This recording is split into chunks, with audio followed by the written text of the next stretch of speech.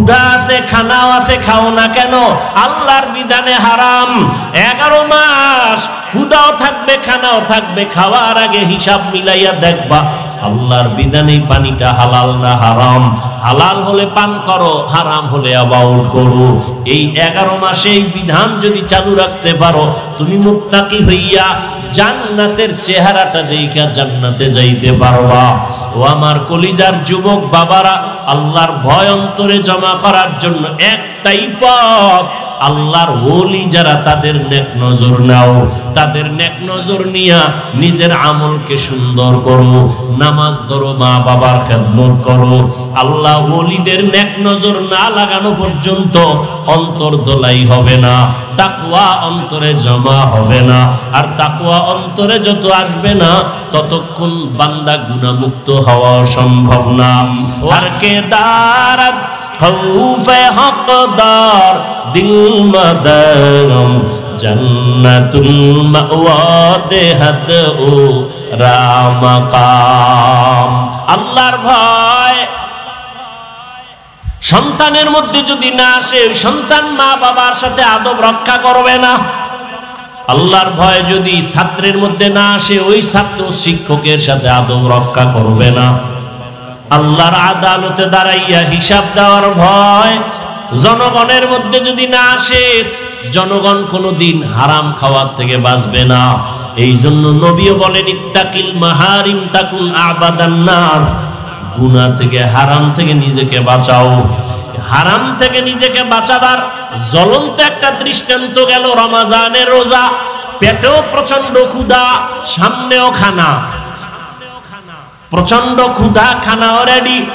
একটা রোজাদার খানা খায় না কেন? বলে আল্লাহর ভয়। খানাটা যদিও হালাল, আল্লাহর আইনে এখন খাওয়াটা হারাম। আল্লাহ পাক বলেন, এই সবকটা বাকি 11 মাস পালন কর। ক্ষুধা আছে, খানাও আছে, খাও না কেন? আল্লাহর বিধানে হারাম। 11 মাস ক্ষুধাও থাকবে, খানাও থাকবে, খাওয়ার আগে হিসাব মিলাইয়া দেখবা আল্লাহর বিধানে পানিটা হালাল না হারাম। হালাল হলে পান করো, হারাম হলে অ্যাভয়েড করো। এই 11 মাসে এই বিধান যদি চালু রাখতে পারো, তুমি মুত্তাকি হইয়া জান্নাতের চেহারাটা দেখা জান্নাতে যাইতে পারবা। ও আমার কলিজার যুবক বাবারা, আল্লাহর ভয় অন্তরে জমা করার জন্য একটাই পথ, আল্লাহর ওলি যারা তাদের নেক নজর নাও, তাদের নেক নজর নিয়া নিজের আমলকে সুন্দর করো, নামাজ ধরো, মা বাবার খেদমত করো। আল্লাহ ওলিদের নেক নজর না লাগানো পর্যন্ত অন্তর দোলাই হবে না, তাকওয়া অন্তরে জমা হবে না। আর তাকওয়া অন্তরে যত আসবে না, ততক্ষণ বান্দা গুনাহমুক্ত হওয়া সম্ভব না।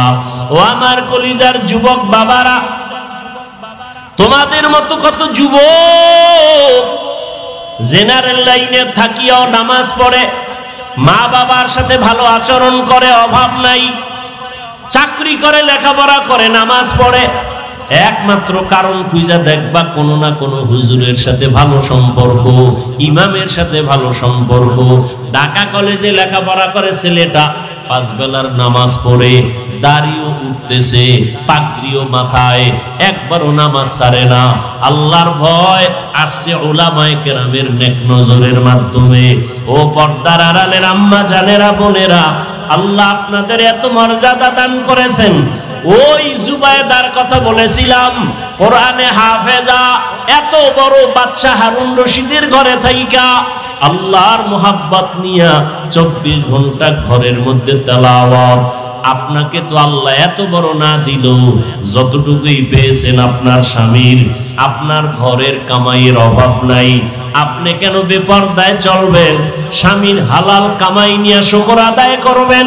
সন্তান আল্লাহ দান করলে নেক আমলওয়ালা বানাবেন, নেককার সন্তান রেখে যাবেন, আপনার জীবনটা বড় ধন্য হয়ে যাবে।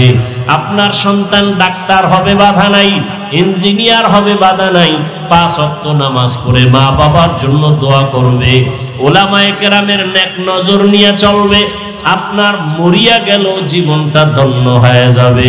এখনো সময় আছে, তওবা করে নেন, আর বেপরদায় চলবেন না। আপনার মতো কত মা কত বোন পর্দা করে স্বামীর মাল হেফাজত করে, নামাজ ছাড়ে না, সন্তানগুলো নেক আমলওয়ালা বানায় গেল, হাফেজে কোরআন বানাইলো। আল্লাহর কাছে দোয়া করেন, সন্তান আল্লাহ দান করেছেন বা করবেন, ওই সন্তান একজন 5 ওয়াক্ত নামাজি আলেমদের নেক নজরওয়ালা বানাবেন। স্বামীর মাল হেফাজত করবেন, হারাম কামাই ঘরে যেন আনার সুযোগ না হয়। আল্লাহর বান্দাদের নিয়ে দোয়া করবেন, স্বামীর জন্য দোয়া করবেন। যুবক সন্তানদের বলবো, বাবা এখনো সময় আছে, তওবা করো, আল্লাহর কাছে মনে মনে নিয়ত করো, আর নামাজ ছাড়বা না, বেপরদায় চলবা না। মা বাবার দোয়া নিয়া, উলামায়ে কেরামের দোয়া নিয়া, শিক্ষকের দোয়া নিয়া, আল্লাহর মোহাব্বত নিয়ে নবীর আদর্শ মেনে চলবা।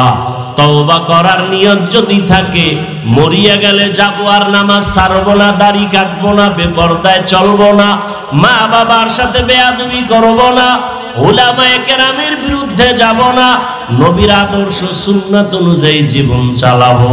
আলহামদুলিল্লাহিল্লাযী জাআলাশ শামসা ওয়াল কমারা বিহিসবান ওয়ান নাজমা ওয়াশ শাজারা ইয়াসজুদান ওয়া ফাদ্দালা জামানান আলা জামান كما فضل مكانا على مكان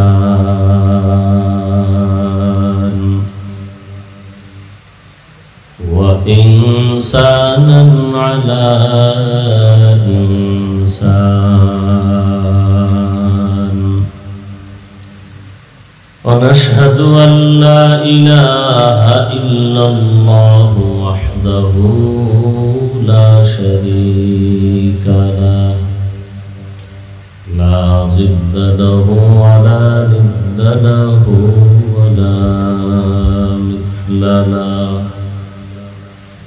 ونشهد أن سيدنا وسندنا وحبيبنا وحبيب ربنا وطبيبنا وطبيب قلوبنا ومولانا محمدا عبده ورسوله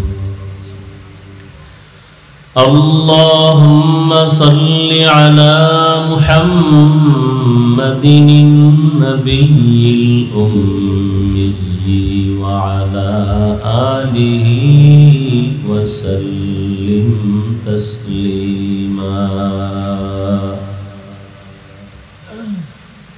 وبعد فأعوذ بالله من الشيطان الرجيم بسم الله الرحمن الرحيم وأما من خاف مقام ربه ونهى النفس عن الهوى فإن الجنة هي المأوى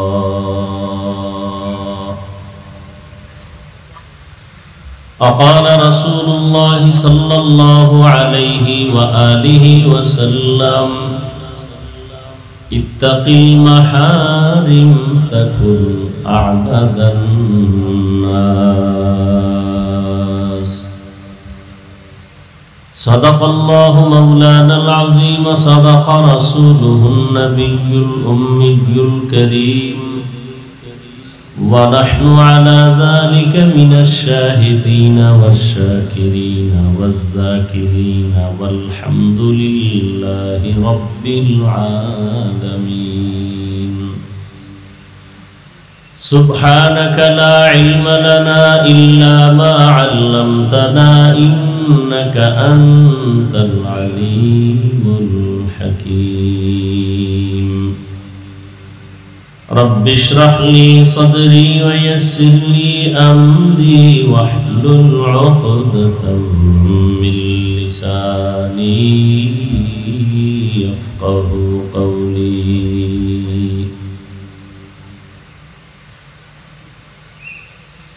हकीकत खुल जाएगी बवक्त इम्तिहान तेरे,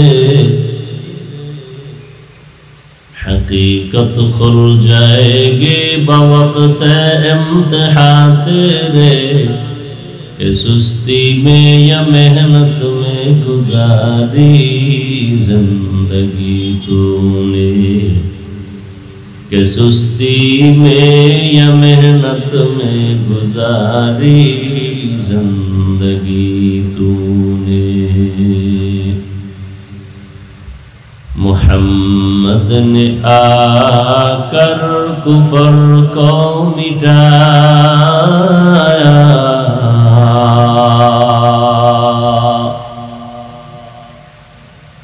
मुहम्मद ने आकर कुफर को मिटाया, कुफर को मिटाकर सदाकत बताया, कुफर को मिटाकर सदाकत बताया। আল্লাহ পাকের দরবারে শুকর যে আল্লাহ আমাদেরকে এই সুন্দর আয়োজন, বেহেশতের বাগান, উলামায়ে কেরামদের মজলিস, আশিকিন, জাকিরিন, শাকিরিনদের মজলিসে হাজারো লাখো মানুষের ভেতর থেকে বাছাই করে দয়াময় আল্লাহ আমাদেরকে কবুল করেছেন, আশা ও বসার তৌফিক দান করেছেন। শুকর আদায়াতে সকলেই মুহাব্বতে পড়ি আলহামদুলিল্লাহ। दरूद सलाम सय्यदुल मुरसलीन रहमतुल लिल आलमीन शफीउल मुज़निबीन खातमुन नबिय्यीन सय्यदुस सकलैन इमामुल मुरसलीन हज़रत मुहम्मदुर रसूलुल्लाह सल्लल्लाहु अलैहि व आलिहि वसल्लम पर সর্বোপরি শকর যাদের অক্লান্ত পরিশ্রমের মাধ্যমে আজ এই সুন্দর আয়োজন, সময় পরামর্শ অর্থ দিয়ে দোয়া করে উপস্থিত হয়ে মাইক লাইট প্যান্ডেলের ব্যবস্থাপনার মাধ্যমে সহযোগিতা যারা করেছেন প্রত্যেককেই আল্লাহ পাক এই খিদমতের বরকতে দুনিয়াতে শান্তি, পরকালে চিরমুক্তির ব্যবস্থা করে দিন। এই মাহফিলের বরকতে আল্লাহ রাব্বুল আলামিন পুরা এলাকায় শান্তির ফয়সালা করে দিন। যারা কবরস্থ আল্লাহ সবাইকে জান্নাত দান করেন, যারা বেঁচে আছেন আল্লাহ দীর্ঘ নেক হায়াত দান করেন, মিলে মিশে জীবন যাপন করার মতো তৌফিক আল্লাহ আমাদেরকে দান করেন। মাহফিলের বরকতে আল্লাহ পুরা দেশের মধ্যে আল্লাহ পাক শান্তির ব্যবস্থা করে দেন। গতকাল এবং আজ অনেক উলামায়ে কেরাম, দেশের শীর্ষস্থানীয় হযরত উলামায়ে কেরাম আসছেন, আলোচনা করেছেন, কম বেশি আপনারা শুনছেন। উলামায়ে কেরামের আলোচনা যতদিন চলবে ততদিনে জমিনের মধ্যে ঈমান আমলের পরিচয় থাকবে, মানুষের শান্তি সুশৃঙ্খলতা ফিরে আসার একটা সুযোগ হবে। এজন্য সারা দুনিয়ার বিধর্মীরা উলামায়ে কেরামদেরকে টার্গেট করে করে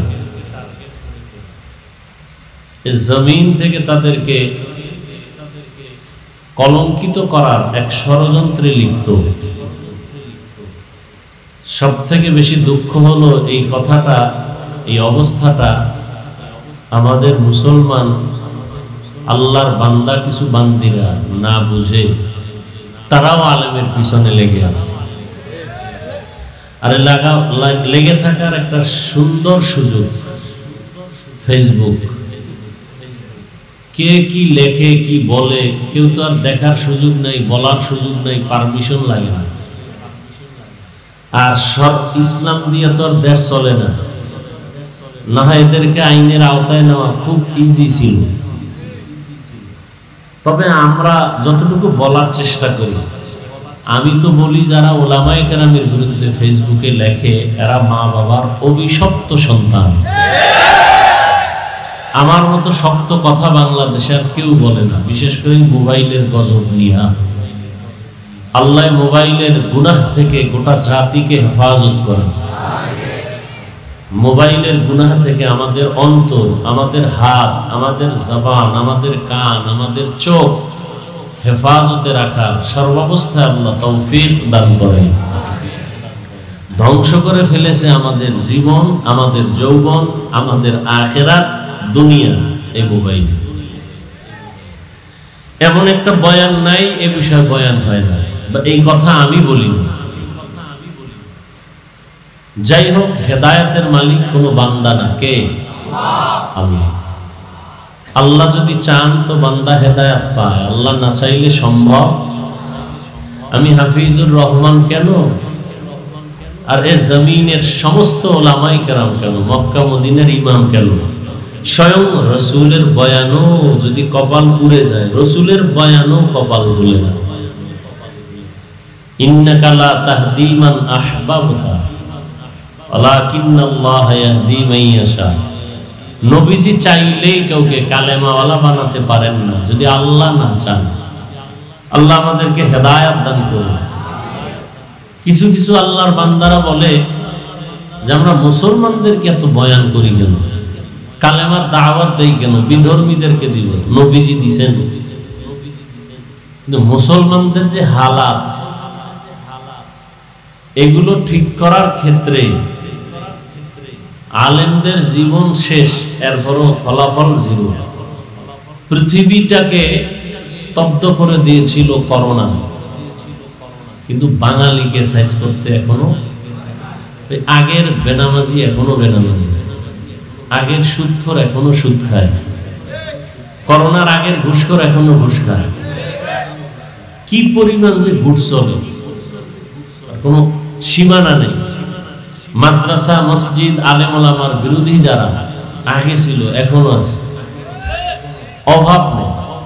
আমাদের স্বভাব হয়ে গেছে, এটা রক্তের সাথে মিশে গেছে, কাউকে সহ্য করে না নেওয়া, কারো ভালোটা পছন্দ না করা। যতটুকু এখনো আছে মোটামুটি মাঠে ময়দানে, শুধু উলামায়ে কেরামদের নজর, দোয়া, এর কারণে। তো যাই হোক, অনেক আলোচনা হয়েছে, এখন বিদায়ের পালা, শুধু দোয়াটা বাকি। খুব সংক্ষেপ দু চারটি কথা আমি বলার নিয়ত করেছি, এবং সে নিয়তে কোরআনে হাকিমের এক আয়াতে কারিমাও তিলাওয়াত করেছি, নবীজির একটি হাদিসের অংশ করেছি। আল্লাহ পাক আমাকে আয়াত ও হাদিসের আলোকে সংক্ষিপ্ত সময়ে কিছু কথা সহি নিয়তে, সহি তরিকায় বলার মতো, শুনবার মতো আমাকে আপনাদের সকলকে আল্লাহ তৌফিক দান করেন। ওয়া আম্মা মান খাফা মাকাম রাব্বিহি ওয়া নাহান নাফসা আনিল হাওয়া ফাইন্নাল জান্নাতা হিয়াল মাওয়া। আল্লাহ বলেন, হাসরের ময়দানে আল্লাহর দরবারে দাঁড়াইয়া হিসাব দেওয়ার ভয়ে দুনিয়াতেই যারা নিজেদেরকে গুনাহমুক্ত করবে, গুনাহ থেকে বাঁচাবে, আল্লাহ ওয়াদা করেন আমি তাকে জান্নাত দিয়ে দিব। আর আস্তে করে বলেন, সওয়াবের দরকার নেই এমন কেউ আছে? নবীজির যদি দরকার হয়, আপনি কে? সাহাবায়ে কেরামদের আমল, ইখলাস, নামাজ, তেলাওয়াত, জিকির, সেই তুলনায় আমাদের সাথে কোনো তুলনা হবে? এত সুন্দর নামাজ, এত সুন্দর তিলাওয়াত, এত সুন্দর জিকির, এত সুন্দর তাসবিহ, এত সুন্দর তাহাজ্জুদ পড়িয়াও মৃত্যু পর্যন্ত শুধু কান্নার উপরে ছিলেন। তাদের তুলনায় আমাদের নামাজি নেই, রোজা নাই, তেলাওয়াত নাই, কিচ্ছু নাই। আছে একটা ফ্যাশন। ধান খেতে দেখবেন মাঝে মাঝে লাঠির মধ্যে জামা দিয়া এরকম রাখে, দূরের থেকে মনে হয় একটা মানুষ, ভেতরটা টোটাল খালি। আমরা যা আমল টামল করি ওইটার মতোই, ভেতরে কিচ্ছু নেই। মানুষকে দেখাই, নামাজ না পড়লে মানুষ কি বলবে, রোজা না রাখলে মানুষ কি বলবে, কোরবানি না দিলে মানুষ কি বলবে। যেইভাবে তেলাওয়াত করলে আল্লাহ খুশি হবেন, ওই তেলাওয়াত নাই, করি না, চেষ্টাও করি না। রমজানুল মুবারক চলে গেল, বহু আল্লাহর বান্দা রোজা রাখে নাই। রোজা রাখা যে প্রয়োজন, না রাখলে গুনাহ হবে, এটা অনেক মুসলমানের খবর নেই। তামাশা করে দ্বীনের আমল নিয়ে, তামাশা। নামাজের খবর নেই, এত সুন্দর প্যান্ডেল, মানুষের অভাব নাই, ফজরে মসজিদ খালি, কি লাভ হবে এই বয়ানে? যদি এমন হতো যে হ্যাঁ মসজিদে গিয়া যুবকরা দাঁড়ায় গেছে, তাহলে কিছুটা আশ্বস্ত হওয়া যাইতো যে হ্যাঁ ওয়াজ কাজে লাগতেছে। অথচ প্রত্যেকটা মানুষের জন্য ঈমানের পরেই কি নামাজ। নবীজি বলেন বাইনাল আবদি ওয়া বাইনাল কুফরি তারকুস সালাহ, বেঈমান আর মুমিনের মধ্যে ব্যবধান নামাজ। বেঈমানেরা নামাজ পড়ে না, মুমিন নামাজ ছাড়ে না। নামাজের খবর নাই। ১৫০০ বছর আগে রাসূল বলে গেছেন বাচ্চার ৭ বছর হলে নামাজের মুসাল্লায় দাঁড় করাও। ১০ বছর পার হয়ে গেলে শাসন করিয়া নামাজ পড়াও, শোষণ না, শাসন। নামাজ যার যত সুন্দর তার আমল সুন্দর, তেলাওয়াত সুন্দর। নামাজ ভালো তার আখলাক ভালো, নামাজ ভালো তার লেনদেন ভালো, নামাজ ভালো তার ওয়াদা ভালো। যত বড় পাগড়িওয়ালা হোক, তার আমলের তেলাওয়াতে তার ওয়াদায় যদি ঝামেলা হয়, আল্লাহর কসম করে আমি বলি সারা দেশে যত বড় শাইখুল হাদিস হোক আর পাগড়িওয়ালা হোক, ওয়াদায় ভেজাল তো খোঁজ নিয়ে দেখবেন তার নামাজে ভেজাল। সবকিছুর মূলে নামাজ। আমার প্রত্যেকটা মুসলমান যারা নামাজ পড়ে না, আল্লাহ 5 ওয়াক্ত নামাজ বা জামাত আদায়ের তৌফিক দান করেন। আর 5 ওয়াক্ত নামাজ যে আদায় করবেন এটা আপনার ক্রেডিট না, বাহাদুরি না, কারণ এটা আপনার দায়িত্ব। এটা আপনার দায়িত্ব, আপনার পড়তে হবে, না পড়লে জুতার বাড়ি আছে। এটা দিয়ে আপনার ক্রেডিট হবে না। আপনি ক্রেডিট কখন হবে? যদি 5 ওয়াক্ত ঠিক রেখে ওভার কিছু আমল করেন, এটা আপনার ক্রেডিট। 5 ওয়াক্তের পরে তাহাজ্জুদ পড়ি, 5 ওয়াক্তের পরে আমি আওয়াবিন পড়ি, চাশত পড়ি, এটা আপনার ক্রেডিট। আপনার বাহাদুরি করার সুযোগ আছে আল্লাহর কাছে, মানুষের কাছে না। নবীজি বলেন ইত্তাকিল মাহারিম তাকুন আবাদান নাস, তোমরা হারাম থেকে নিজেদেরকে বাঁচাও তো আল্লাহ মানুষের কাছে মর্যাদা বাড়ায় দিন। আল্লাহর কাছে তো মর্যাদা বেড়েই আছে, কারণ আল্লাহ পাক মানুষ বানাবার আগেই মানুষকে সৃষ্টির শ্রেষ্ঠ মর্যাদা দিয়া এরপরে বানিয়েছে। বানাইয়া শ্রেষ্ঠ মর্যাদা দেন নাই, মর্যাদা আগে সিদ্ধান্ত নিয়ে কমপ্লিট, এরপরে মানুষ বানিয়েছে। ওয়ালাকাদ কাররামনা বানি আদম وحملناهم في البر والبحر ورزقناهم من الطيبات وفضلناهم على كثير ممن خلقنا تفضيلا। বনি আদম বড় দামি। ঘোষণা কার?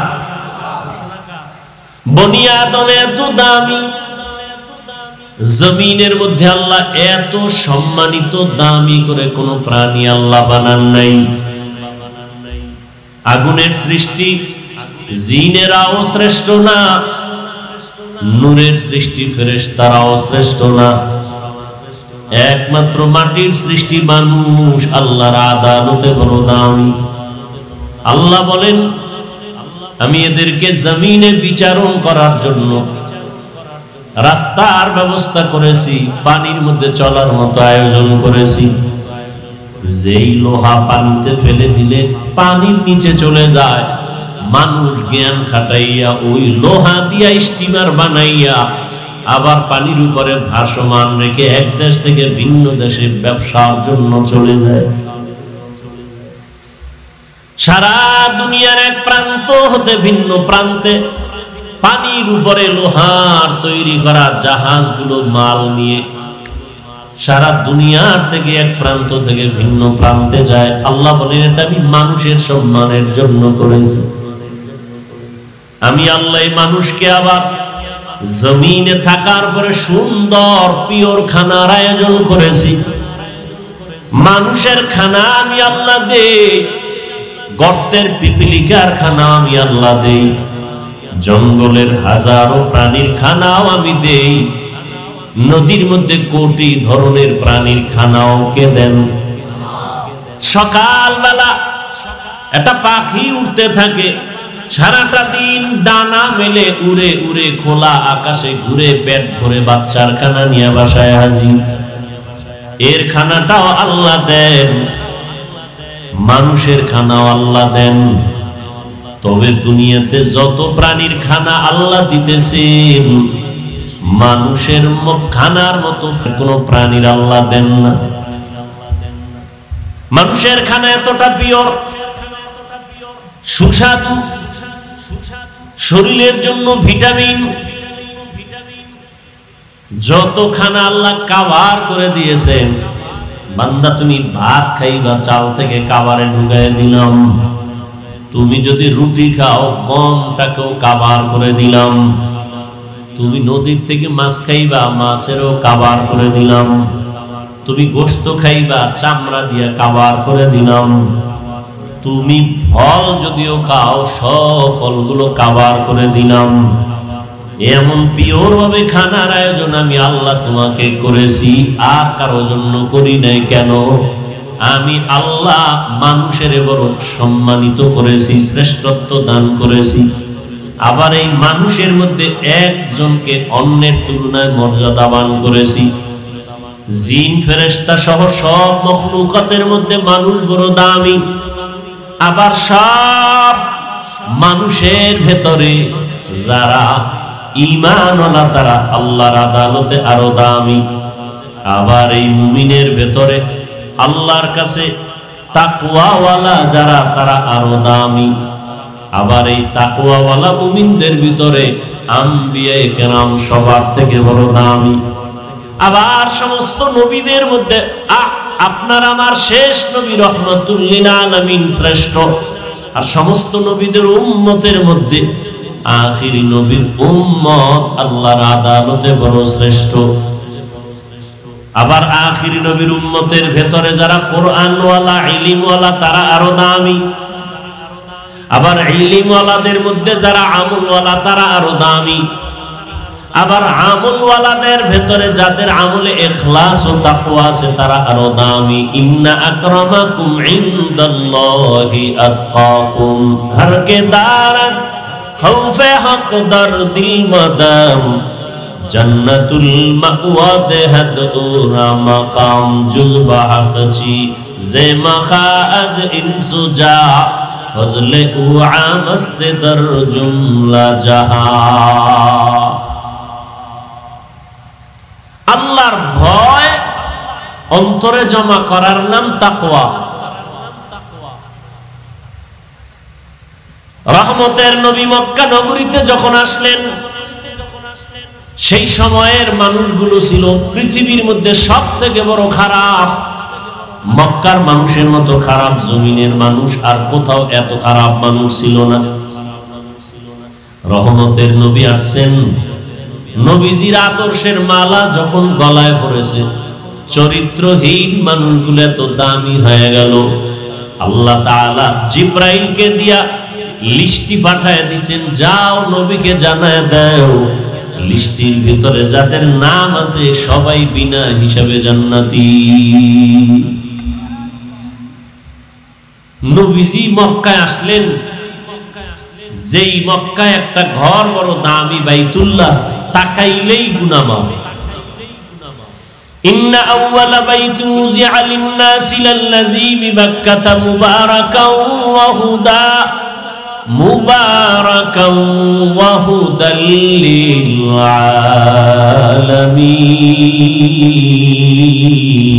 আলামিন। হেদায়েতের ঘর, ইবাদতের ঘর, এত সুন্দর ঘর, যেই ঘরের দিয়ে তাকাইলেই গুনাহ মাফ। জমিনের মধ্যে আল্লাহ পাক তার আপন মোহাব্বতের বান্দাদের জন্য অটো কিছু নেক আমলের রাস্তা খুলে দিয়েছেন। তুমি মায়ের দিকে তাকাও সওয়াব, বাবার দিকে শুধু তাকাইবা এতেই সওয়াব। আল্লাহর কোরআন তুমি কইলা শুধু তাকায় থাকবা সওয়াব, বাইতুল্লাহর দিকে তাকায় থাকবা সওয়াব। আল্লাহর প্রিয় গোলাম যারা আহলুল্লাহ তাদের দিকে তাকাও সওয়াব। এত সুন্দর ঘর, যেই বাইতুল্লাহর দিকে তাকাইলেই সওয়াব, সেই বাইতুল্লাহর পার্শ্বের মানুষগুলো এত খারাপ কেন? এর অনেক কারণের ভেতরে একটা কারণ হলো এই মানুষগুলো কোনো মুরব্বী মানে নাই, অভিভাবকহীন ছিল। ঈসা নবী চলে যাওয়ার পরে আর কোনো নবী নাই। রহমতের নবী আসলেন, যারা তাকে মুরব্বী মানলেন তারাই দামি হয়ে গেল। এমন দামি কিয়ামত পর্যন্ত তাদের নামে শুধু দোয়া চলতে থাকে। আল্লাহ তাদেরকে দুনিয়াতে জিন্দা অবস্থায় জান্নাতের সুসংবাদ দিয়েছেন। রহমতের নবীর ছোঁয়া লাগছে। রহমতের নবী বিদায় বেলা বলেন, মক্কার চরিত্রহীন মানুষগুলো আমার দোয়া পাইল, আমার দেওয়া নিসবত পাওয়ার কারণে দামি হয়ে গেল। কিয়ামত পর্যন্ত আনেওয়ালা উম্মত আমাকে তো আজীবন পাবে না। আমি তাদের সামনে দুটো জিনিস রেখে গেলাম, এক হলো আল্লাহর কোরআন, দ্বিতীয় হলো আমি রহমতের নবীর আদর্শ সুন্নাত। যারা ধরে রাখবে কিয়ামত পর্যন্ত এদের সম্মানও যাবে না, তাদের ঈমানও যাবে না। বয়ান তো চলতেছে, বাংলাদেশের মতো বয়ান পৃথিবীর কোন রাষ্ট্রে হয় না। ঈদ না যাইতে না যাইতে বয়ান, কত বক্তা বয়ান করলো, 5 মিনিট 10 মিনিট 20 মিনিট করে। বক্তারও অভাব নাই, ডায়েরিও খালি নেই। এত পরিমাণ ওয়াজ বাংলাদেশে মসজিদে হইতেছে, তাবলীগওয়ালাদের বয়ান চলতেছে, কিন্তু আমলনামা শূন্যের কোঠায় কেন? এর একমাত্র কারণ, হাজারো বয়ান শুনলে কাজ হবে না যতক্ষণ পর্যন্ত আল্লাহর আদালতে দাঁড়াইয়া হিসাবের ভয় অন্তরে না আসবে, ততক্ষণ পর্যন্ত মানুষ বয়ান কাজে লাগাবে না। এজন্য আল্লাহ বলেন, আম্মা মান খাফা মাকাম রাব্বিহি ওয়া নাহান নাফসা আনিল হাওয়া ফাইন্নাল জান্নাতা হিয়াল মাওয়া। এই যে মুহতামিম সাহেব বললেন, এত সুন্দর একটা বেহেশতের বাগানে এসেও মোবাইল নিয়ে ছবি। সারা দুনিয়ার উলামায়ে কেরাম একমত, কারণ ছাড়া এমনিই ছবি উঠানো হারাম। কোন মুফতি সাহেবের বাবারও ক্ষমতা নেই এটাকে হালাল বলার। বর্ষি বেহেশতের বাগানে করতেছি গুনাহ, সান কফাইল্লার পরিচয়। এই কফাল সান কফাল, বর্ষে বেহেশতের বাগানে করতেছে গুনাহ। পৃথিবীর কোন দুনিয়ার কোন মুফতির ক্ষমতা নাই এটাকে হালাল বলা।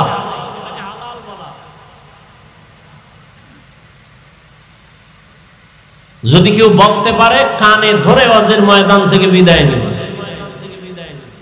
বিনা কারণে অনর্থক ছবি উঠানো সম্পূর্ণ হারাম, কবিরা গুনাহ। বর্ষি বেহেশতের বাগানে, কেমন বাগান? বসলেই গুনাহ মাফ। কিন্তু বসে অনেকে আমরা মোবাইল নিয়ে ব্যস্ত। দেখেন না, এখন তো ওয়াজ মাহফিলে একটু আগে বলছি ফ্যাশন হয়ে গেছে। ওয়াজে আইসা বেলুন কিনে, বেলুন মার্কেটে দৌড়ায় নারী পুরুষ সমানে। এখানে বেহেশতের বাজার, পার্শ্বে মার্কেট আছে জাহান্নামের বাজার। নারী পুরুষ সেখানে হোমানে দৌড়াচ্ছে। বাড়িতে যাওয়ার সময় বেলুন কান্দে ঝুলাই দিবে। বাড়িওয়ালারা বলবে, অজেরতে কি পাইলা? কয় মোনাজাতে বেলুন কবুল হয়ে গেছে। গিয়া মোবাইল চালাবে ফজরের, আর খবর নেই। কি লাভ হবে? আল্লাহ আমাকে হেদায়াত দান করুন। আপনাদের হেদায়াত লাগলে আপনাদেরটা আপনারা বলে নেন। অন্যের জন্য দোয়া করাও বর্তমানে বিপদ। এক জায়গায় দোয়া করে বহু মামলার আসামি হয়ে গেছে। দোয়া করছিলাম আল্লাহ মসজিদ ভালো, সবাই টাকা পয়সা দিয়ে টাকা উঠে কমিটি খাইয়ে গেছে। এগো কোনো দোষ নাই, দোষ কার? হুজুরে দোয়া করছে রে দাও। মহের মূল লোক তো।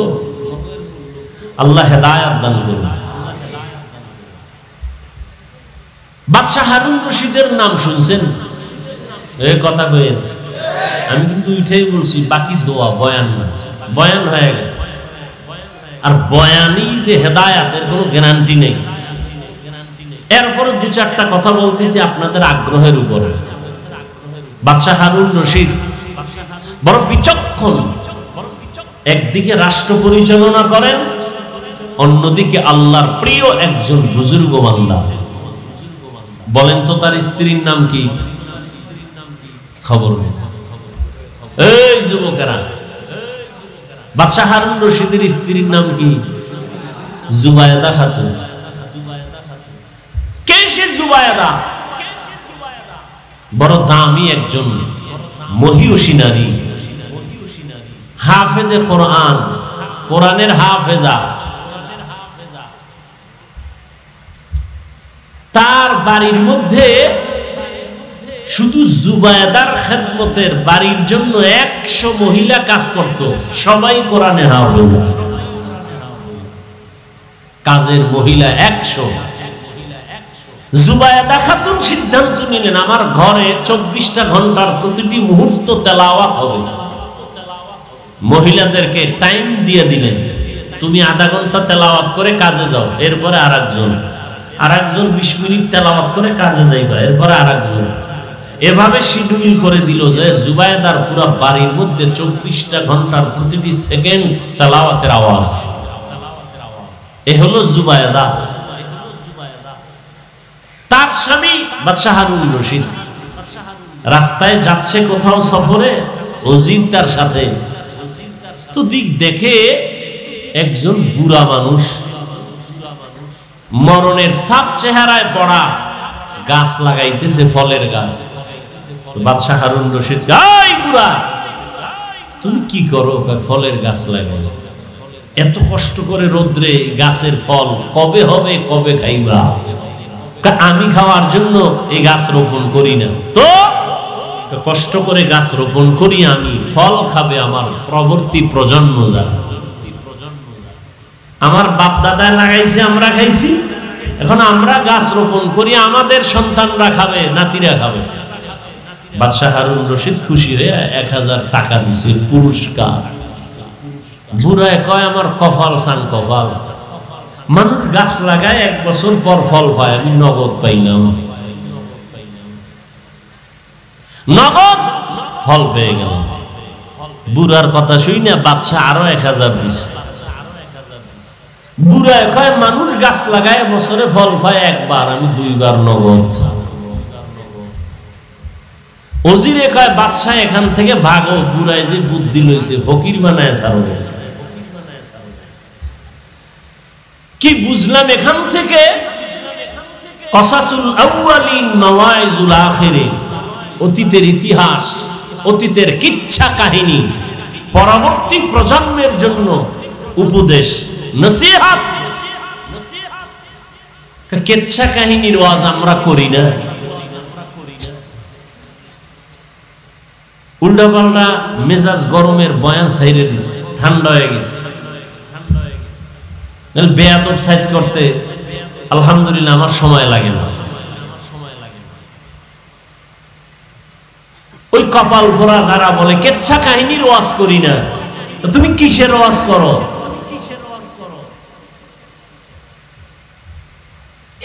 পৃথিবীতে শ্রেষ্ঠ কিচ্ছা কাহিনীর কিতাবের নাম কোরআন।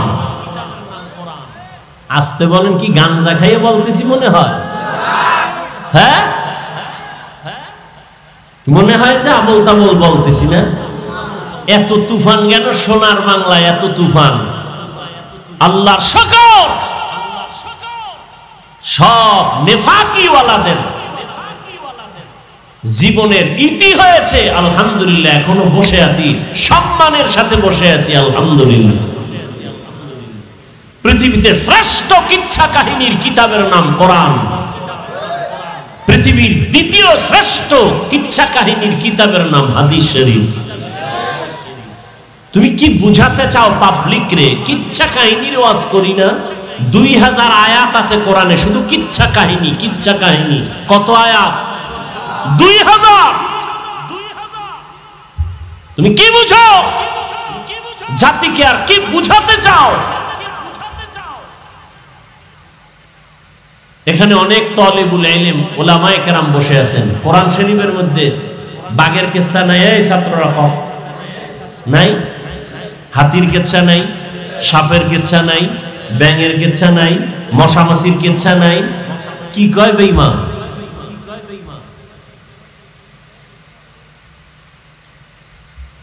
কি মেসেজ দিতে চাও জাতিকে? হ্যাঁ, কোরআন হাদিস ছাড়াও আমরা বহু ওলি আউলিয়ার কেচ্ছা বলি, সোনাবন্দের গান গাই না। আমরা এমন ওলি আউলিয়াদের কেচ্ছা বলি যে কেচ্ছা বলার দ্বারা মানুষ জান্নাতের পথে আগায়, জাহান্নামের পথে যায় না। অসুবিধা কি?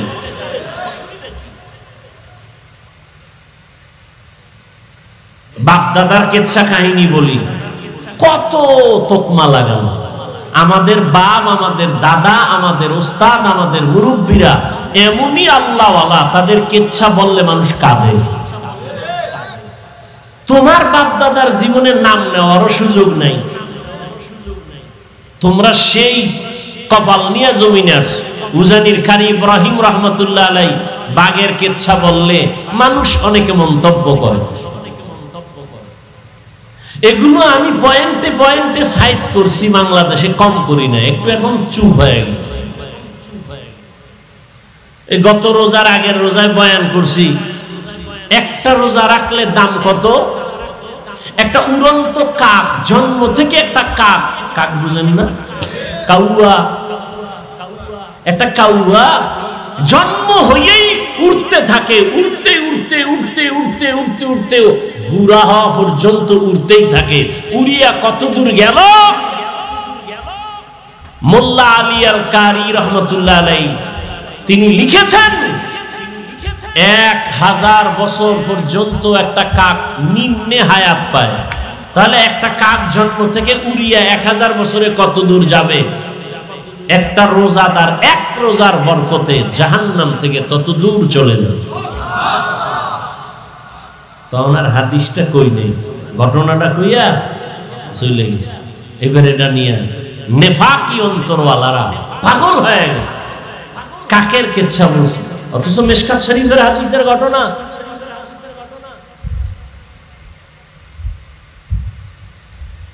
আল্লাহ হেদায়েত দান করুন। এখন বলি, কোন বাংলাদেশে বহস কইরা, তর্ক কইরা, এক জায়গায় বইয়া ডিভাইড কইরা, কোনদিন ডিবেট করে সমাধানে আসে নাই। বাতিল আরো মজবুত, আমি জিততে গেছি, ও 13 বার ঠকলো, ওখানে জিততে গেছে। এরকম বেহায়ার সাথে আদবলা তো কখনো যাবে না। যাদের লজ্জা নেই ওদের সাথে তো ভালো মানুষ আগাইতে পারে না। এজন্য তর্ক নাই, বহাস নাই, কিচ্ছু নাই। আমি সারা বাংলাদেশে বলছি, উজানি নিয়ে প্রশ্ন, চরমনাই নিয়ে প্রশ্ন, তাবলিগ নিয়ে প্রশ্ন, দেওবন্দি নিয়ে প্রশ্ন, সব প্রশ্নের এক জবাব, ওয়াজে বহা নিজেই জবাব পেয়ে যাবে। উজানির মাঠে এসে বহ, কোনো প্রশ্ন করা লাগবে না। ও লাফায় কেন? প্রশ্ন তোকে করব, তুই লাফাও কেন? বল।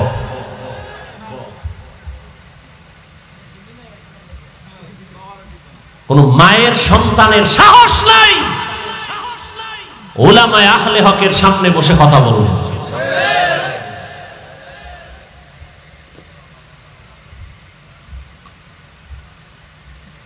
আল্লাহ হেদায়েত দান করুন। উজানি লাফায় কেন? তোমার প্রশ্ন। আর আমার প্রশ্ন তোমাকে, তুমি লাফাও না কেন? মোনাজাতে কান্দে কেন? প্রশ্ন তোমারে। এই কপাল পরা, তুই ময়দানে বসে কাঁদো না কেন? এটা তো কান্নার প্যান্ডেল, এটা তো হাসির প্যান্ডেল না। কাঁদো না কেন? আল্লাহর ওলিদের বয়ানে তো হৃদয়টা কাঁপে না কেন? চোখে পানি আসে না কেন? উল্টা প্রশ্ন কেন? হাসির প্যান্ডেলে প্রশ্ন হাসে না কেন? কান্নার প্যান্ডেলে প্রশ্ন হবে কাঁদে না কেন? কাঁদে কেন? উল্টা প্রশ্ন কেন? তোমার অন্তর উল্টা হয়ে গেছে। কারণ এই যে ওয়াজে বসছে, ফজর নাই, জোহর নাই, আসর নাই, মাগরিব নাই, এশা নাই, ওয়াজে এসে জমায়ে গেছে। কি হবে এই ওয়াজ শুনে? وَأَمَّا مَنْ خَافَ مَقَامَ رَبِّهِ وَنَهَى النَّفْسَ عَنِ الْهَوَى ফাইন্নাল জান্নাতা হিয়াল মাওয়া। তাসবিহ পড়া যাবে না। আবু হুরায়রা রাদিয়াল্লাহু আনহুর হাদিস দেখলাম সেদিন। তাসবিহ যাবে না মানে এটা সুতা গিরা দিয়ে দিয়ে দিয়ে দিয়ে লাগাইয়া আবু হুরায়রা এটারে টানে। তাসবিহ পড়া যাবে না, বেদাত। যাই হোক, আমরা তর্ক যাই না, কারণ তর্ক না করার কারণে আমরা প্লাস পয়েন্টে আছি। তাবলীগ কমতেছে না বাড়তেছে? বলেন, আমাকে তর্কের দরকার দেখি। তাবলীগ 2 লাইনে খেদমত করে, আরো আগাইতেছে। আল্লাহ পাক সবার মধ্যে ভ্রাতৃত্ব মহব্বত আরো বাড়ায় দেন। মাদ্রাসা বেশি হইছে, ফায়দা কম হইছে না বেশি? বেশি। উজানির বিরোধিতা করার কারণে লোক আগের থেকে অনেক কমতেছে না? হ্যাঁ, তা টেনশন কেন? তুমি বলো, আরো বলো। গলা ভাঙলে বলো, রংসা খাওয়াই, কত পারো বলো। তোমারে আল্লাহ এজন্য বানাইছে কিনা দেখো।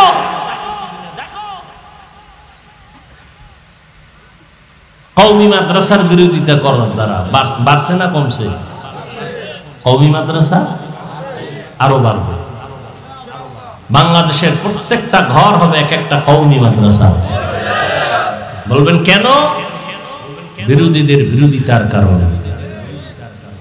কারণ জোয়ারের পানিতে বাদ দিলে পানির শক্তি আরো বেড়ে যায়। সব কিছুর মূলে আল্লাহর ভয় নাই, এটাই আসল। আর এই ভয় আল্লাহর জাতের কসম, আল্লাহর ভয় অন্তরে ততক্ষণ পর্যন্ত আসবে না যতক্ষণ পর্যন্ত ওলিয়া উলিয়ার সোহবতে যাবে না। কোনো চালাকি চলবে না, ফাইনাল কথা।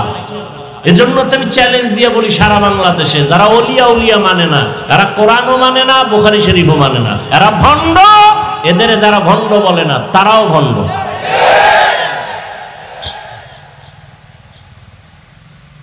বাদশা হারুন রশিদ বুজুর্গ মানুষ, সিংহাসনে বৈশা সমস্ত দেশের বড় বড় আলেমরে দাওয়াত দিছে।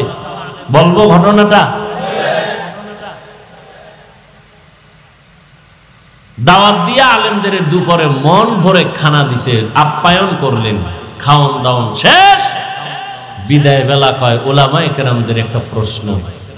ওলামায়ে কেরামদের কাছে আমার প্রশ্ন হলো, আমি হারুন রশিদরে আপনারা চিনেন তো? সবাই বলে হ্যাঁ। হ্যাঁ, আমাকে একটু বিদায় বেলা আপনাদের বলে যেতে হবে। আমি হারুন রশিদ, আপনারা যেহেতু চিনেন জানেন, বলে যান আমি জান্নাতি না জাহান্নামী। একজন একজন করে সব আলেমের আওয়াজ, আপনি জান্নাতি না জাহান্নামী বলার আমাদের কোনো উপায় নাই। আপনি ভালো কাজ করলে বলা যাবে জান্নাতের পথে আছেন, আপনি যদি অন্যায় করেন বলা যাবে আপনি অন্যায়ের পথে জাহান্নামের পথে আছেন। কিন্তু আপনি জান্নাতি এটাও বলা যাবে না, আপনি জাহান্নামী এটাও বলা যাবে না। সবাই এক এক করে একই আওয়াজ। বাদশা হারুন রশিদ বলে, পারবেন না? বলে, পারবো না। কথা, আপনাদের খাওয়াইয়া লাভ হইল কি? মনের দুঃখ মনেই রইল। বাদশা হারুন রশিদ বলেন, কোথায় পাবো জবাব? হঠাৎ উলামায়ে কেরাম যখন বিদায় হবে, পেছন থেকে একটা 9 বছরের সন্তান দাঁড়ায় গেল। কয় বছর? 9 বছরের এক বালক দাঁড়ায় বলেন, বাদশাহ বেয়াদবি ক্ষমা করবেন, যদি অনুমতি দেন আপনার জবাব আমি দিব ইনশাআল্লাহ। আলেমরা সব আশ্চর্য হয়ে গেল, বাদশাহ আশ্চর্য হয়ে গেল, কেমনে দিবে? দাও জবাব। বলে, না এত সোজা না। কি? বলে, আমাকে আপনার সামনে হাজির করেন। বাদশা হারুন রশিদ বলে, রাস্তা করে দাও। 9 বছরের বালক সামনে দাঁড়ায়া বাদশাকে বলেন, ও বাদশা, প্রশ্নটা আবার করেন। বলে, আমি হারুন রশিদ জান্নাতি না জাহান্নামী? বলে, জবাব তো আমি দিব। বলে, হ্যাঁ। আপনার কাছে আমার ছোট প্রশ্ন, আমি যেহেতু জবাব দিব, এই সময় আপনি বড় নাকি জবাব দেনেওয়ালা আমি বড়? বাদশাহ বলে, সাময়িক সময়ের জন্য হলেও তো তুমি বড়, তুমি জবাব দিবা। বেয়াদবি মাফ করবেন, কিছু সময়ের জন্য আমাকে সিংহাসনে বসায় দেন, আপনি নিচে নামেন।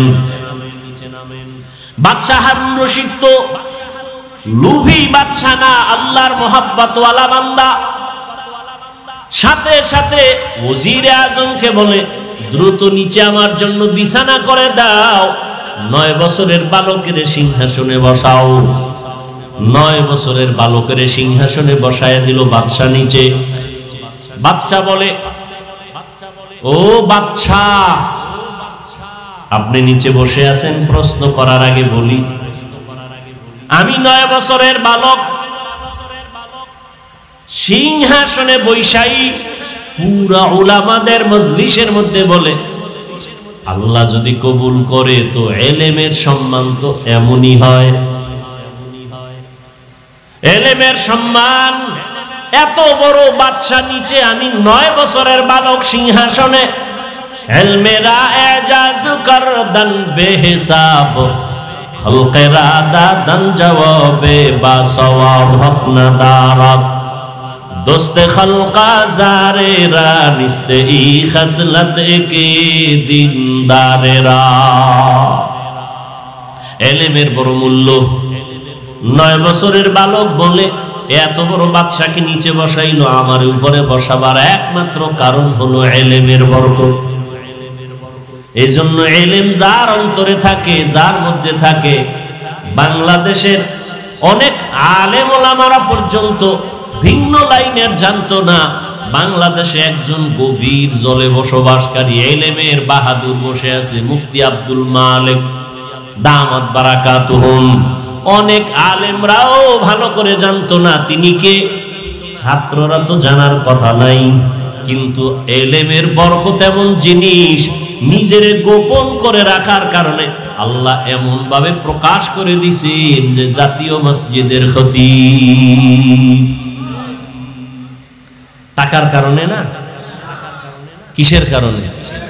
এলমেরা এজাজ করদান বেহিসাব, খলকেরা দাদান জওয়াবে বা সওয়াব। ভাই ছাত্ররা, মানুষের কাছে প্রকাশ হওয়ার জন্য ফেসবুক চালাও, মানুষের কাছে প্রকাশ হওয়ার জন্য মিডিয়া ব্যবহার করো।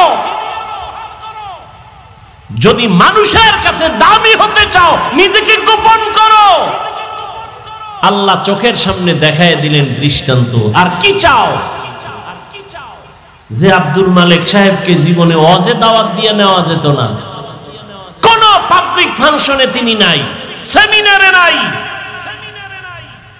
কোথায় আছে গোপনে, কোথায় থাকেন, মোবাইলে পাওয়া যাচ্ছে না তাকে, একটা ছোট্ট বাটন মোবাইল চালায়।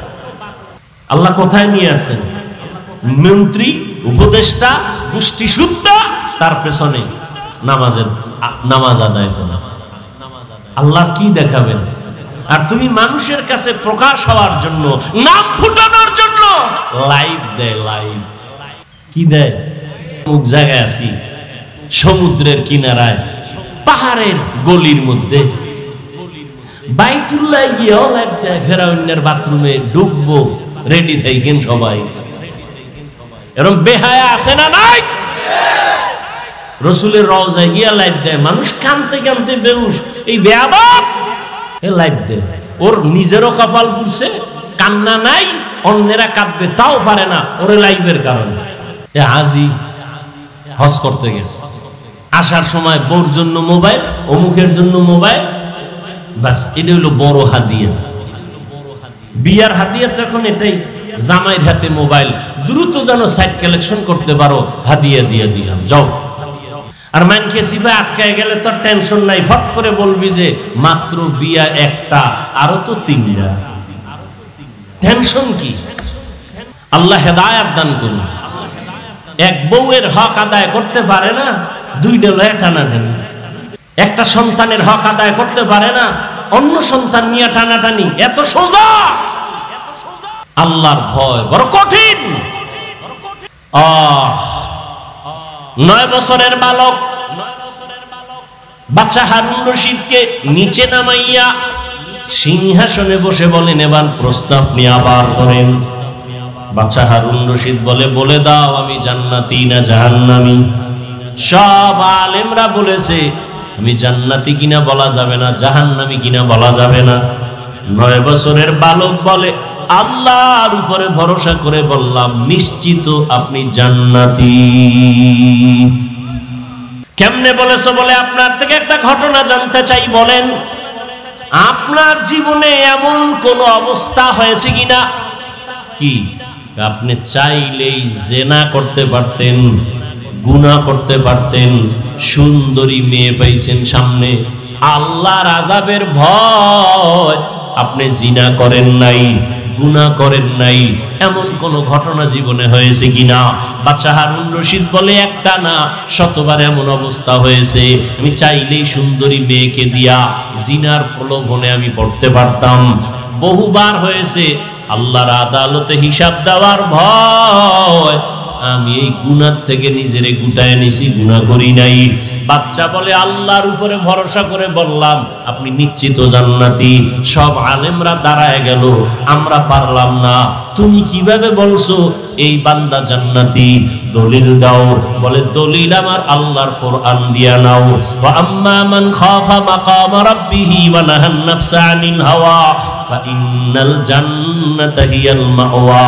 আল্লাহর আদালতে দাঁড়াইয়া হিসাব দেওয়ার ভয় যারা গুনাহ থেকে নিজেকে বাঁচায় রাখবে, আল্লাহ তাকিদ দিয়া বলেন ফাইন্নাল জান্নাতা হিয়াল মাওয়া, অবশ্যই তারা আল্লাহর পক্ষ থেকে জান্নাত পাবে, শান্তির ঠিকানা। এই আয়াত হলো এর দলিল, তিনি জান্নাতি। হর কে দারাত খৌফে হকদার দিল মদরম জান্নাতুল মাওয়া দেহাত ও রামাকাম। আল্লাহর ভয়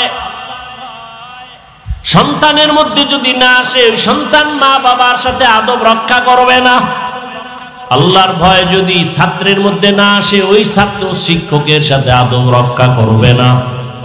আল্লাহর আদালতে দাঁড়াইয়া হিসাব দেওয়ার ভয় জনগণের মধ্যে যদি না আসে, জনগণ কোনোদিন হারাম খাওয়ার থেকে বাঁচবে না। এই জন্য নবীও বলেন, ইত্তাকিল মাহারিম তাকুন আবাদান নাস। গুনাহ থেকে, হারাম থেকে নিজেকে বাঁচাও। হারাম থেকে নিজেকে বাঁচাবার জ্বলন্ত একটা দৃষ্টান্ত গেল রমজানের রোজা। পেটেও প্রচন্ড ক্ষুধা, সামনেও খানা, প্রচন্ড ক্ষুধা, খানা অলরেডি। একটা রোজাদার খানা খায় না কেন? বলে আল্লাহর ভয়। খানাটা যদিও হালাল, আল্লাহর আইনে এখন খাওয়াটা হারাম। আল্লাহ পাক বলেন, এই সবকটা বাকি 11 মাস পালন কর। ক্ষুধা আছে, খানাও আছে, খাও না কেন? আল্লাহর বিধানে হারাম। 11 মাস ক্ষুধাও থাকবে, খানাও থাকবে। খাওয়ার আগে হিসাব মিলাইয়া দেখবা আল্লাহর বিধানে পানিটা হালাল না হারাম। হালাল হলে পান করো, হারাম হলে অ্যাভয়েড করো। এই 11 মাসে এই বিধান যদি চালু রাখতে পারো, তুমি মুত্তাকি হইয়া জান্নাতের চেহারাটা দেখা জান্নাতে যাইতে পারবা। ও আমার কলিজার যুবক বাবারা, আল্লাহর ভয় অন্তরে জমা করার জন্য একটাই পথ, আল্লাহর ওলি যারা তাদের নেক নজর নাও। তাদের নেক নজর নিয়া নিজের আমলকে সুন্দর করো, নামাজ ধরো, মা বাবার খেদমত করো। আল্লাহ ওলিদের নেক নজর না লাগানো পর্যন্ত অন্তর দোলাই হবে না, তাকওয়া অন্তরে জমা হবে না। আর তাকওয়া অন্তরে যত আসবে না, ততক্ষণ বান্দা গুনাহমুক্ত হওয়া সম্ভব না। ও আমার কলিজার যুবক বাবারা, তোমাদের মতো কত যুবক জেনারেল লাইনে থাকিয়াও নামাজ পড়ে, মা বাবার সাথে ভালো আচরণ করে, অভাব নাই, চাকরি করে, লেখাপড়া করে, নামাজ পড়ে। একমাত্র কারণ খুঁজা দেখবা, কোনো না কোনো হুজুরের সাথে ভালো সম্পর্ক, ইমামের সাথে ভালো সম্পর্ক। ঢাকা কলেজে লেখাপড়া করে ছেলেটা, 5 বেলার নামাজ পড়ে, দাড়িও উঠতেছে, পাগড়িও মাথায়, একবারও নামাজ ছাড়ে না। আল্লাহর ভয় আসছে উলামায়ে কেরামের নেক নজরের মাধ্যমে। ও পর্দার আড়ালের আম্মা জানেরা, বোনেরা, আল্লাহ আপনাদের এত মর্যাদা দান করেছেন, ওই জুবায়দার কথা বলেছিলাম, কোরআনে হাফেজা, এত বড় বাদশা হারুন রশিদের ঘরে থাইকা আল্লাহর মোহাব্বত নিয়া 24 ঘন্টা ঘরের মধ্যে তেলাওয়াত। আপনাকে তো আল্লাহ এত বড় না দিল, যতটুকুই পেয়েছেন আপনার স্বামীর, আপনার ঘরের কামাইয়ের অভাব নাই, আপনি কেন বেপরদায় চলবেন? স্বামীর হালাল কামাই নিয়ে শুকর আদায় করবেন। সন্তান আল্লাহ দান করলে নেক আমলওয়ালা বানাবেন, নেককার সন্তান রেখে যাবেন, আপনার জীবনটা বড় ধন্য হয়ে যাবে। আপনার সন্তান ডাক্তার হবে বাধা নাই, ইঞ্জিনিয়ার হবে বাধা নাই, 5 ওয়াক্ত নামাজ পড়ে মা বাবার জন্য দোয়া করবে, ওলামায়ে কেরামের নেক নজর নিয়ে চলবে, আপনার মরিয়া গেল জীবনটা ধন্য হয়ে যাবে। এখনো সময় আছে, তওবা করে নেন, আর বেপরদায় চলবেন না। আপনার মতো কত মা কত বোন পর্দা করে, স্বামীর মাল হেফাজত করে, নামাজ ছাড়ে না, সন্তানগুলো নেক আমলওয়ালা বানায় গেল, হাফেজে কোরআন বানাইলো। আল্লাহর কাছে দোয়া করেন, সন্তান আল্লাহ দান করেছেন বা করবেন, ওই সন্তান একজন 5 ওয়াক্ত নামাজি আলেমদের নেক নজরওয়ালা বানাবেন, স্বামীর মাল হেফাজত করবেন, হারাম কামাই ঘরে যেন আনার সুযোগ না হয়। আল্লাহর বান্দাদের নিয়ে দোয়া করবেন, স্বামীর জন্য দোয়া করবেন।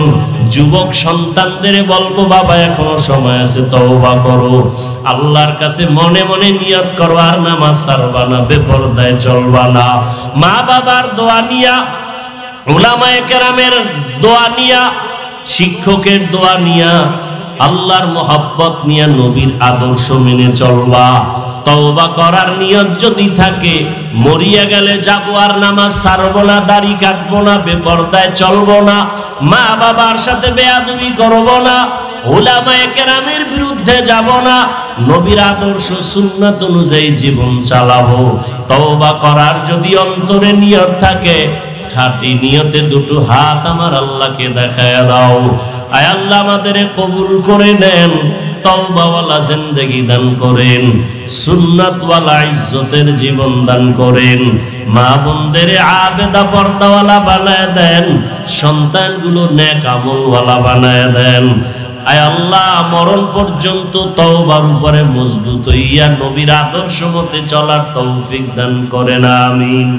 আলহামদুলিল্লাহি রাব্বিল আলামিন, والصلاة والسلام على سيد الأنبياء والمرسلين وعلى آله وأصحابه أجمعين يا أرحم الراحمين يا أرحم الراحمين يا أرحم الراحمين رب ارحمهما كما ربياني صغيرا اللهم إنك عفو كريم تحب العفو فاعف عنا اللهم إنا نسألك رضاك والجنة ونعوذ بك من سخطك والنار اللهم إنا نعوذ بك من البرص والجنون والجذام وسيء الأسقام রব্বুল আলামিন। 2 দিন ব্যাপী মাহফিলের শেষ দোয়া আমরা হাত তুলেছি, উলামায়ে কেরাম, মুরব্বী, হাজী সাহেব, ছাত্র, যুবক, পর্দার আড়ালে মা বোনেরা, ব্যবসায়ী, চাকরিজীবী সবাইকে দয়া করে আল্লাহ মাফ করে দেন, মাহফিল কবুল করে নেন। আয়োজনকারী, সহযোগিতাকারী, দান সত্তাকারীদের কবুল করে নেন, এলাকায় শান্তি দান করেন, মা বোনদের আবেদা বানায় দেন, পর্দাওয়ালা বানায় দেন, সন্তানগুলো নেককার বানায় দেন। আয় আল্লাহ ঘরে ঘরে সুন্নতের আমল জারি করে দেন। আয় আল্লাহ সারা দুনিয়াবাসীকে মাফ করে দেন। ফিলিস্তিনের মুসলমানদের ইজ্জতের হেফাজত করেন। আয় আল্লাহ মেহেরবানি করে কুদরতের সাহায্য পাঠায় দেন, জালেমদের জুলুম থেকে হেফাজত করেন। আয় আল্লাহ বাংলাদেশ শান্তির দেশ বানায় দেন, জুলুম থেকে দেশ ও জাতিকে হেফাজত করেন। আয় আল্লাহ যারা ব্যবসা চাকরি করে কামাই রুজিতে হালাল ভাবে বরকত বাড়ায় দেন, হারাম থেকে হেফাজত করেন। আয় আল্লাহ আমাদের দিলের নেফাকি দূর করে দেন। আয় আল্লাহ রিয়া হাসাদ কিবির দূর করে ইখলাস দান করেন, তাকওয়াওয়ালা জিন্দেগি দান করেন। আয় আল্লাহ তাআলা প্রত্যেকটা সন্তানকে দ্বীনের খাদেম বানায় দেন। যারা লেখাপড়া করে পরীক্ষার্থী কামিয়াবি সফলতা দান করেন। মা বাবার বাধ্যগত আদবওয়ালা বানায় দেন। প্রত্যেক ছাত্রকে শিক্ষকের আদবওয়ালা বাধ্যগত বানায় দেন। আয় আল্লাহ বেয়াদবির থেকে আমাদের হেফাজত করেন, সুন্নতওয়ালা জীবন দান করেন, 5 ওয়াক্ত নামাজ বা জামাত আদায়ের তৌফিক দান করেন, উলামায়ে আহলে হকের বিজয় দান করেন। বাংলাদেশ কোরআনের দেশ বানায় দেন, নবীজির আদর্শওয়ালা দেশ বানায় দেন। সমস্ত মাদ্রাসা মসজিদগুলো কবুল করে নেন, অন্যান্য শিক্ষা প্রতিষ্ঠান নবীর আদর্শে কবুল করে নেন। আয় আল্লাহ পরস্পরে হিংসা দূর করে মোহাব্বত বাড়ায়া দেন। আসমান জমিনের মুসিবত থেকে হেফাজত করেন আল্লাহ। দিলের নেক আশা পূরণ করে দেন। নবীজির রওজায় গিয়া সালাম দেওয়ার তৌফিক দান করেন। বাইতুল্লাহর গিলাফ ধরে লাব্বাইক বলার তৌফিক দান করেন। আয় আল্লাহ আমরা যারা হাত তুলেছি জানি না এই মজলিসে কারাই